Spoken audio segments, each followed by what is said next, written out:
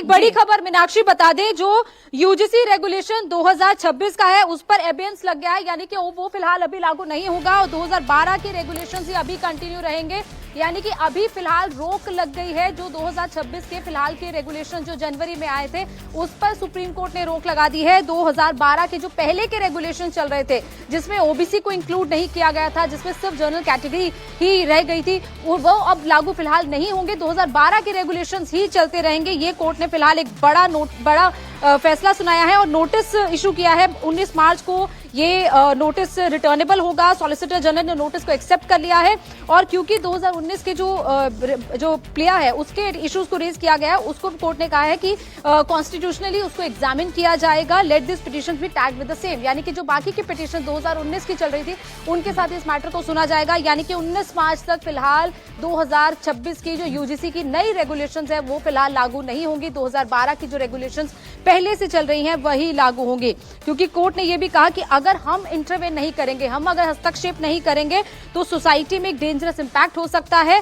और ये सोसाइटी को डिवाइड कर सकता है, एक ग्रेट इंपैक्ट हो सकता है, ग्रेव इंपैक्ट हो सकता है, ये कोर्ट ने कहा है। यानी कि इस पूरे मामले में जो 2026 की रेगुलेशंस आई थी, जो कास्ट बेस्ड के हिसाब से डिस्क्रिमिनेशन वाला जो कोर्ट ने जो यूजीसी मैं जो खबर पढ़ रही हूँ, जो गौनिका आप बता रही हैं कि सुप्रीम कोर्ट ये कह रहा है, सुप्रीम कोर्ट ये कह रहा है the provisions are prima facie vague and capable of misuse। Supreme Court ये कह रहा है कि जिस तरीके का रेगुलेशन तैयार किया गया है पहली नजर में इसका गलत तरीके से मिसयूज किया जा सकता है, इसका इस्तेमाल किया जा सकता है। Supreme Court ask union to redraft the regulation. Supreme Court केंद्र सरकार से इस रेगुलेशन को रीड्राफ्ट करने की मांग करता है। Till then its operation kept in abeyance, यानी कि तब तक इस लॉ को लागू नहीं किया जाएगा। 2012 तक जो रेगुलेशंस चल रहे थे उन्हीं रेगुलेशंस के आधार पर इक्विटी कमिटी आप कहते हैं या जो नियम पहले से प्रावधान थे तमाम यूनिवर्सिटीज में वही नियमों का पालन किया जाएगा।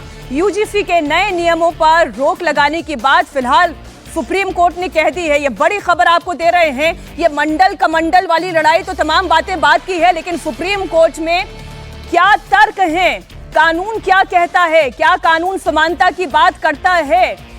ये हम जातिवादी बढ़ते चले जा रहे हैं, हम कास्ट डिवाइड की तरफ बढ़ते चले जा रहे हैं, या फिर हम एक बार फिर से उसी मुहाने पर आकर खड़े हो गए हैं जहां ये पूछा जाता है भाई साहब कौन जात बा, है ना, कौन सी है आपकी जात? सुप्रीम कोर्ट ये कह रहा है कि आप हॉस्टल में रहने वाले छात्रों के ऊपर ये नियम लागू करने जा रहे हैं। वो ये कह रहा है कि नियमों की भाषा जो है वो अस्पष्ट है। वो ये कह रहे हैं कि कैंपस के अंदर भेदभाव ना हो।